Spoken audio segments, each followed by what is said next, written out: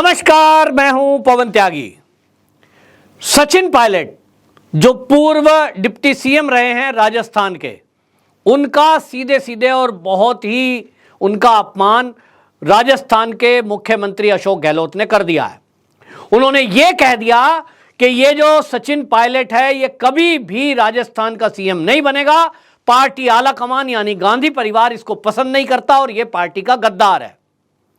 गद्दार शब्द ये इस्तेमाल किया है। इसके पहले यही अशोक गहलोत निकम्मा और नाकारा कह चुके हैं और उन्होंने यह तक कह दिया कि इसके पास 10 एमएलए है नहीं और ये बीजेपी से मिला हुआ है और भाजपा से कुछ पैसे भी आए थे। उन्होंने भाजपा पर भी आरोप लगाया कि दिल्ली से भाजपा की तरफ से 10 करोड़ रुपए आए थे। किसको कितने मिले ये उनके पास खबर है नहीं, पर इसके पुख्ता सबूत हैं कि 10 करोड़ आए थे।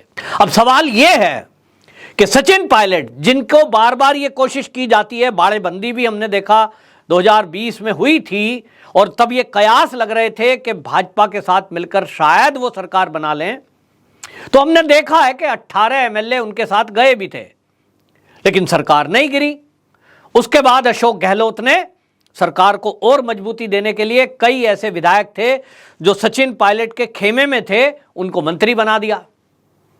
उसके बाद अब ये सीधे सीधे खुली घोषणा कर देना कि कभी भी सचिन पायलट राजस्थान का मुख्यमंत्री नहीं बनेगा, इससे ज्यादा बेइज्जती किसी की हो नहीं सकती। और इसके पहले भी जब नाकारा निकम्मा कहा गया, डिप्टी सीएम थे, डिप्टी सीएम पद से हटा दिया, तो सवाल यह है, राजस्थान की जनता ये पूछ रही है कि आखिरकार सचिन पायलट की इतनी मजबूरी क्या है कि वो बेइज्जती सहने के बावजूद, इतनी बेइज्जती कराने के बावजूद उस कांग्रेस में टिके हुए हैं। अरे भाई, आपको जब सीएम तो बना नहीं रहा कोई भी, ना कांग्रेस बनाएगी और भाजपा क्यों बनाएगी? क्योंकि जब आपकी कांग्रेस में वक्त नहीं है, आपकी राजस्थान में क्या पावर है वो दिखाई दे रही है। जमीन से जुड़े हुए हैं, युवाओं में लोकप्रिय हैं, लेकिन इससे बात नहीं बनती साहब।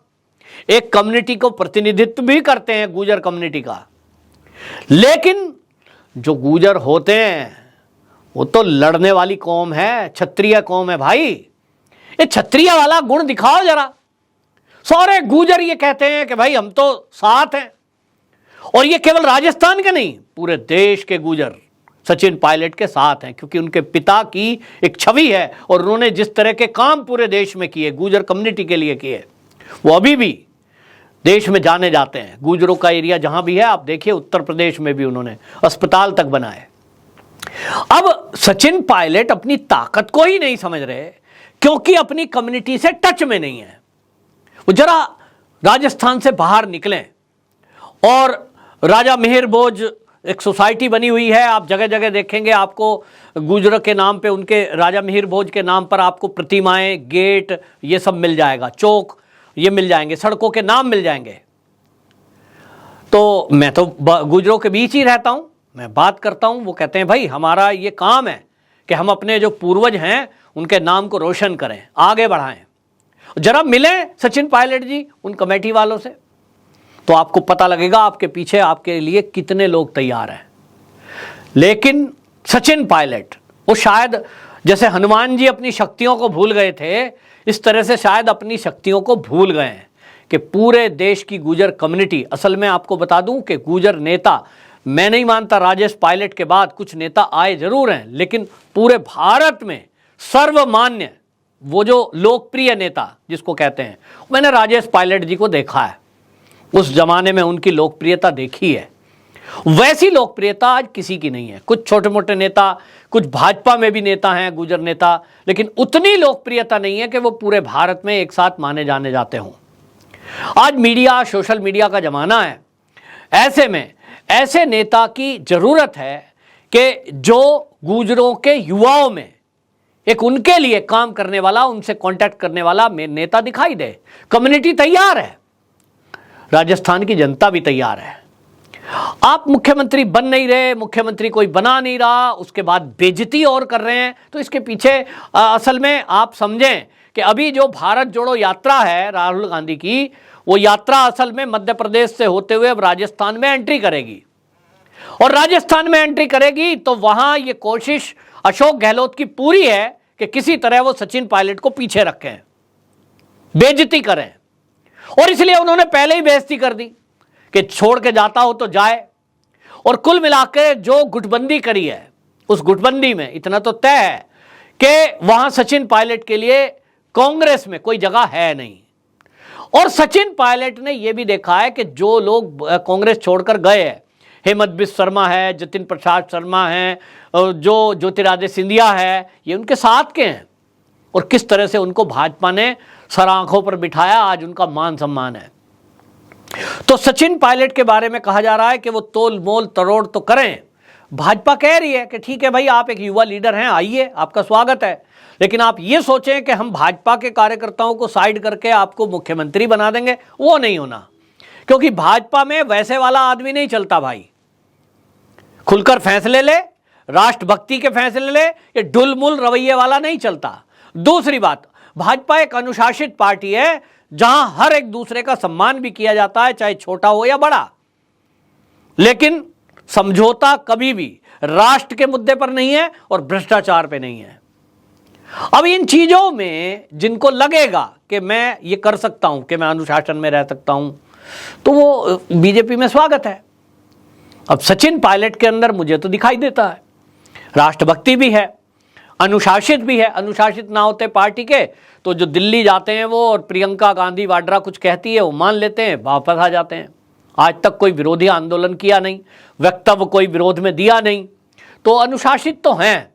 लेकिन यहाँ एक बात ये दिखती है कि उनकी जो पत्नी है, माने उनकी जो ससुराल पक्ष है, वो फारूक अब्दुल्ला हैं, ससुर हैं साहब उनके। तो लगता है कहीं उनकी वजह से वो भाजपा में नहीं आ पा रहे हैं। लेकिन हमने देखा कि पिछले दिनों फारूक अब्दुल्ला जी की भी भाषा बदल रही थी। वो कह रहे थे कि राम हमारे पूर्वज थे, हम भी राम की संतान हैं। तो कहीं ना कहीं मुझे लग रहा है कि कश्मीर चुनाव जीतने के लिए उनको लगता है कि अब हिंदुओं को इकट्ठा करना जरूरी है।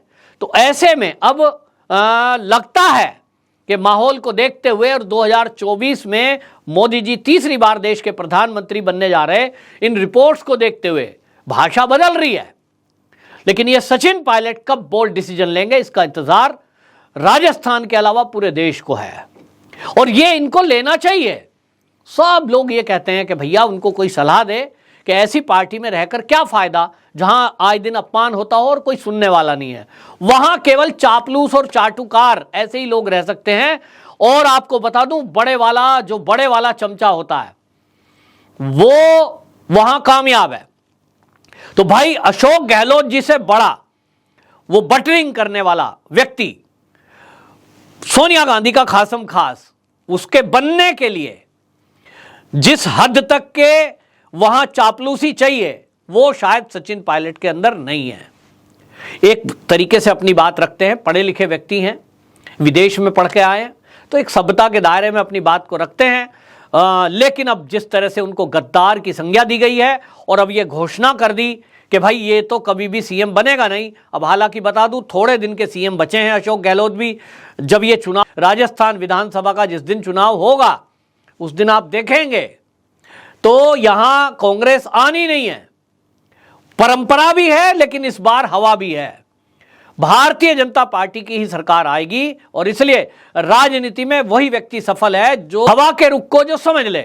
और हवा का रुख है कि आगे भविष्य भारतीय जनता पार्टी का ही है और भारतीय जनता पार्टी में सचिन पायलट आकर अपना भविष्य उज्जवल बना सकते हैं। अब ये उनके ऊपर है कि वो कितना इस तरफ ध्यान देते हैं और अपने बेइज्जती करने वालों को सबक सिखाते हैं।